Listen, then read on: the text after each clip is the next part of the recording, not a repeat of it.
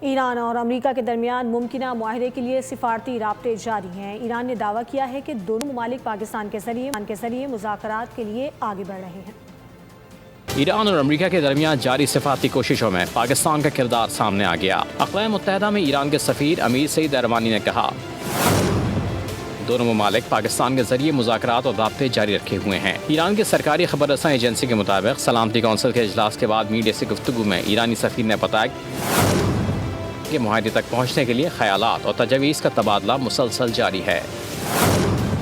ایرانی سفیر کا کہنا تھا کہ ابھی دونوں ممالک کسی حتمی مسودہ پر متفق نہیں ہوئے، تاہم مذاکراتی عمل جاری ہے اور فریقین معاہدے کے امکانات پر کام کر رہے ہیں۔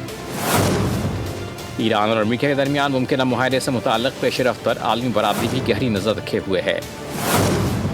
تجزیہ کاروں کے مطابق اگر یہ سفارتی کوششیں کامیاب رہتی ہیں تو خطے میں کشیدگی کم ہونے اور ایران امریکہ تعلقات میں بہتری کی راہ ہموار ہو سکتی ہے۔